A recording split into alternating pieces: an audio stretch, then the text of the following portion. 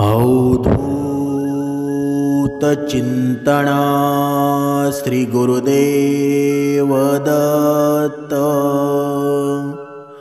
जय जय रघुवीर समर्थ, श्री राम समर्थ। आज आपण पाहणार आहोत, जर एखाद्या स्त्रीचा नवरा असेल, तो विनाकारण भांडत असेल तर त्याला काय करायचं। नवरा बायकोचं नातं आहे ना, हे प्रेमळ आणि विश्वास आणि समजूतदारपणा यांच्यावर टिकून राहतं ना। पण मात्र कधी कधी एकत्र राहताना वाद, भांडणं, मतभेद हे सर्व होणे स्वाभाविकच आहे ना। पण जर नवरा विनाकारण भांडत असेल तर यामागे कधी तणाव, कधी मनातील दुःख किंवा कधी आपली चूकही असू शकते। अशा वेळी रागावर रागानं उत्तर देणं किंवा वाद वाढवणं हे न करता ही सततची भांडणं, कटकटी का होतात बरं, याचा विचार करणं आणि त्यावर तोडगा काढणं खूप महत्त्वाचं ठरतं। म्हणजेच नात्यात शांतता आणि आनंद टिकवायचा असेल ना, तर एकमेकांना समजून घेण्याची आणि शांतपणे बोलण्याची कला शिकायला हवी। समर्थांनी सुद्धा सांगितलेलं आहे, जर मनुष्य श्रेष्ठ कधी होतो बरं, मनुष्याचं जीवन समाधानी कधी होतं बरं। जर गाडीची 2 चाकं असतात ना, ती योग्य दिशेनं समांतर दिशेनं जेव्हा चालतात ना, तेव्हा गाडीसुद्धा व्यवस्थित चालते। पण जेव्हा एक चाक पंक्चर होऊन जातं ना, तेव्हा ती गाडी चालते का बरं? अजिबात चालत नाही। म्हणून जर स्त्रीनं सुद्धा लक्षात घ्यायला हवं, जर नवरा विनाकारण भांडत असेल तर त्या समस्येचा सामना संयमानं करायला हवा। समजूतदारपणे करणं हेच महत्त्वाचं आहे ना। चला तर आपण पाहूया, जर अशी परिस्थिती निर्माण झाली ना, तर त्या स्त्रीनं काय करावं किंवा त्या पुरुषानं काय करावं। सर्वप्रथम वाद जर झाले ना, तर शांत राहा आणि ऐकून घ्या। नवऱ्यानं रागानं किंवा त्रासिकपणे काही बोललं ना, तरी तुम्ही शांतपणे त्याचं म्हणणं ऐकण्याचा प्रयत्न करा। त्यांच्या प्रत्येक वाक्यावर ताबडतोब उत्तर देण्याची घाई करू नका। त्याऐवजी त्याच्या भावना समजून घ्या। जर ते तुमच्यावर टीका करत असतील ना, तर लगेच रागावू नका। त्याऐवजी तुम्हाला असं का वाटतंय असा प्रश्न विचारून त्यांच्या मनातील रागाचं कारण समजून घ्या। जर तुम्हीही रागानं किंवा लगेच उत्तर दिलं ना, तर वाद फक्त वाढतच जातो ना। म्हणूनच शांततेपणे ऐकल्यानं त्यांच्या मनातील ताण कमी होण्याची शक्यता असते आणि तुम्हाला सुद्धा ही परिस्थिती समजून घेण्यास मदत होते ना। म्हणून तो एक क्षण आहे ना, आपण स्वतःवर ताबा ठेवायला शिकलं पाहिजे।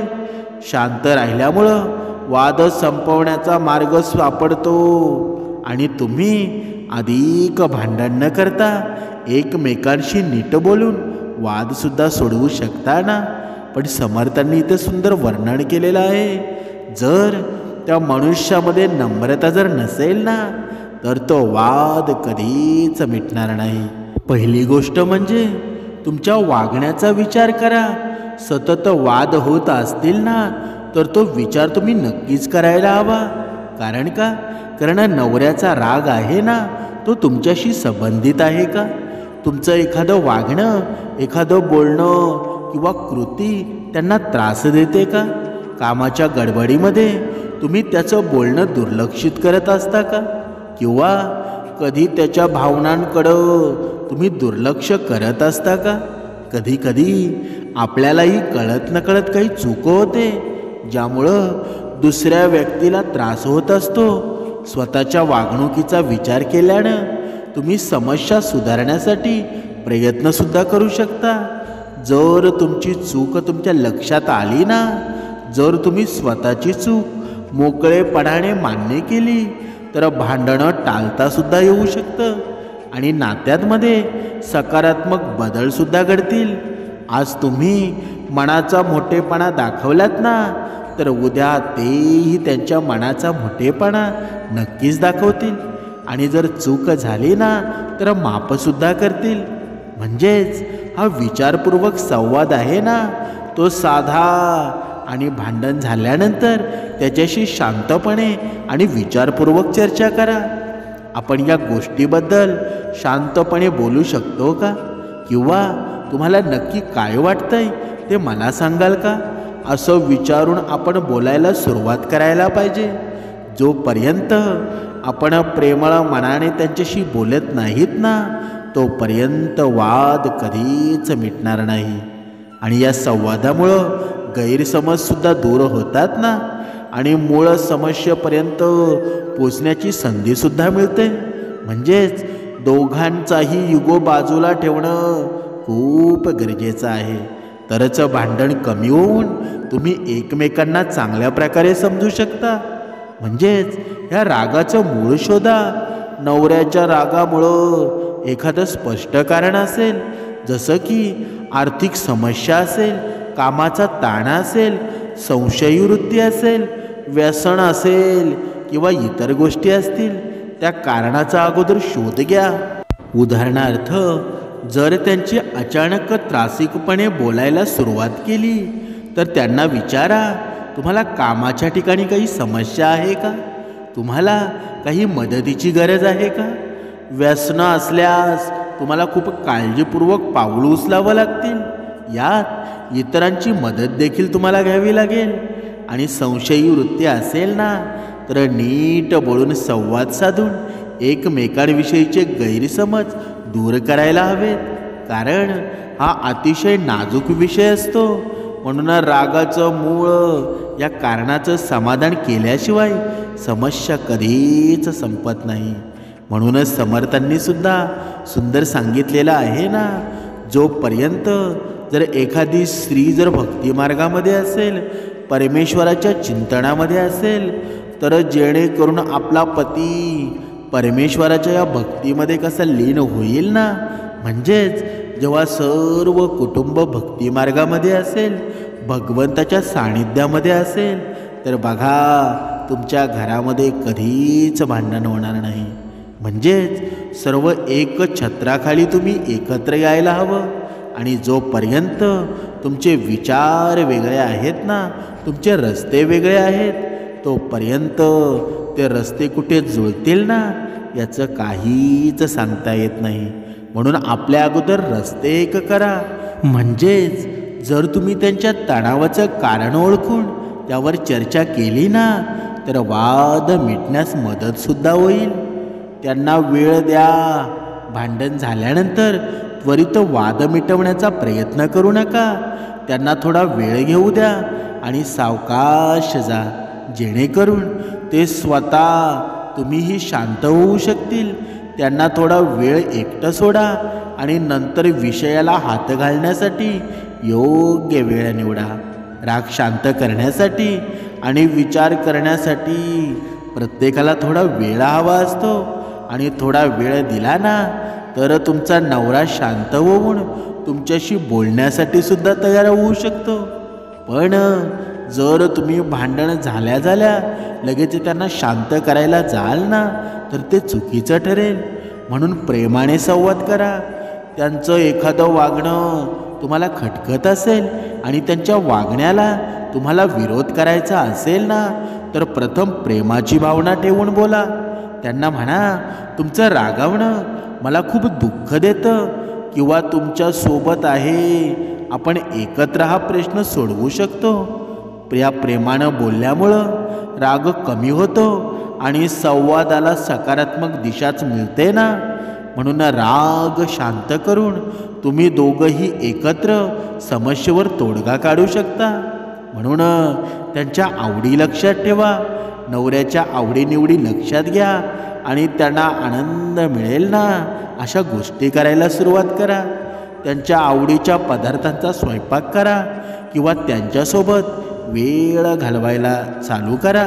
आता हे झालं पुरुषांच्या बाबतीत, पण आता स्त्रियांच्या बाबतीत सुद्धा असं घडू शकतं.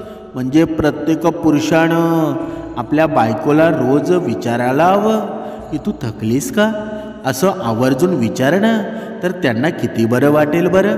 म्हणून घरासाठी आमच्या सगळ्यांसाठी किती करतेस तू असं मायेनं विचारलं ना तर बायकोला केलेल्या कामांचं चीज झाल्यासारखं वाटतं.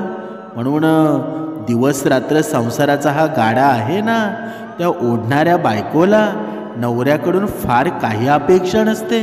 पण नवऱ्यानं 2 शब्द आपल्याशी प्रेमानं बोलावेत इतकंच तिला वाटत असतं ना. त्यामुळं तू जेवलीस का, आजची भाजी खूप छान झाली होती असं प्रेमाने तिला सांगितलं ना तर ती मनापासून खुश होईल. कारण काय, कारण आपण करत असलेल्या कष्टाची कोणीतरी दखल घ्यावी इतकंच तिला वाटतं ना. म्हणून नवऱ्याच्या 2 प्रेमांच्या शब्दांनी तिला खूप बरं वाटेल आणि ती आणखी प्रेमाने आणि उत्साहाने काम करायला लागेल. म्हणून आनंददायक गोष्टी केल्यानं दोघांचाही मूड बदलू शकतो आणि नात्यामध्ये सकारात्मकता निर्माण होऊ शकते. यामुळं ताण कमी होऊन नात्यामध्ये अधिक जवळीक निर्माण होते. म्हणून तुमच्या भावना स्पष्ट सांगा.